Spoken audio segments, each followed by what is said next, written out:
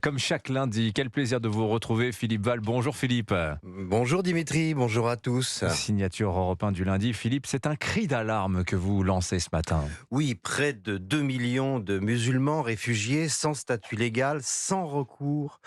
Des femmes, des enfants, des personnes handicapées, des vieillards emmenés de force à la frontière d'un pays qui n'en veut pas. Ils n'ont aucun accès à aucun droit, ni à la santé, ni à l'éducation. C'est une crise humanitaire et un crime en train de se commettre tous les jours dans l'indifférence générale. Vous exagérez, Philippe, le sort des Palestiniens préoccupe tout le monde en ce moment. Ah non, je parle pas des Palestiniens, je parle des Afghans qui ont fui au Pakistan quand les talibans ont pris le pouvoir, soit parce qu'ils ont aidé à les combattre, soit à cause de leur profession, soit parce que ce sont des femmes. Le Pakistan n'en veut plus et les reconduit de force chaque jour à la frontière afghane, où les talibans les attendent en se frottant les mains. Et tout le monde s'en fout. Vous avez entendu un mot de l'ONU, vous avez observé ne serait-ce qu'un soulèvement de sourcils réprobateur de son secrétaire général Antonio Guterres. Effectivement, il n'y a pas eu beaucoup de manifestations non plus place de la République. C'est étrange, non?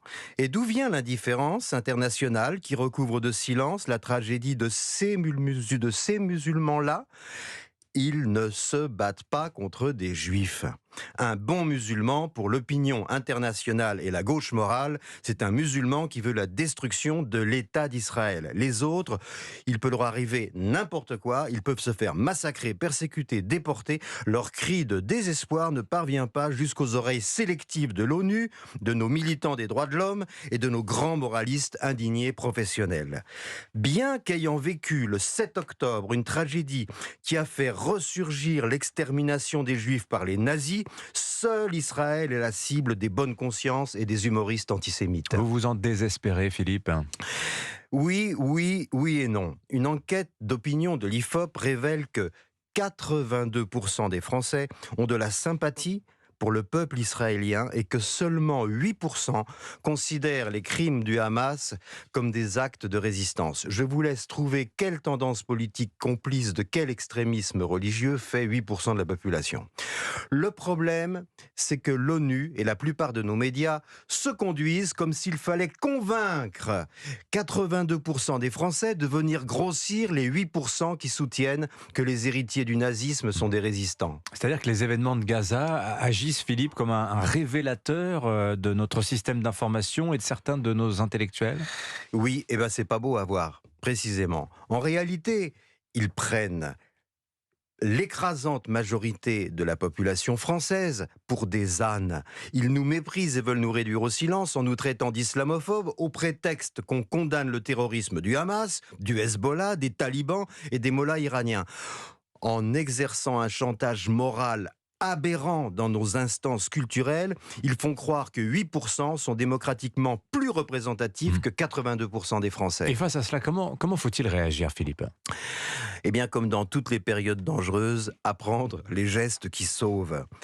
Les gens qui ne regardent pas la réalité dans le kaléidoscope de leur haine d'Israël sont rarement des militants. C'est le moment de le devenir.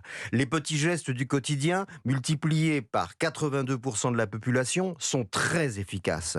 Comme on a appris à le faire pour trier les ordures dans 3 poubelles différentes, trier dans notre carnet d'adresses personnelles, dans nos journaux, dans nos émissions de télé et de radio, tout ce qui est compatible avec l'antisémitisme. Ils empoisonnent l'atmosphère alors qu'ils assument l'isolement auquel ils se condamnent eux-mêmes.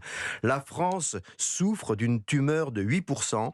Et pour peu qu'on se réveille, une bonne chimiothérapie en viendra facilement à bout. Pour paraphraser Winston Churchill, nous sommes 82% et c'est à chacun d'entre nous de ne pas laisser notre pays connaître à la fois la défaite et le déshonneur. Les gestes qui sauvent, Philippe Val. Merci beaucoup, Philippe. Signature Europe 1 du lundi. Les gestes qui sauvent, c'est aussi d'écouter Europe 1 tous les matins. Toutes vos signatures et la revue de presse d'Olivier Delagarde qui arrive dans un instant. Il est 8h39.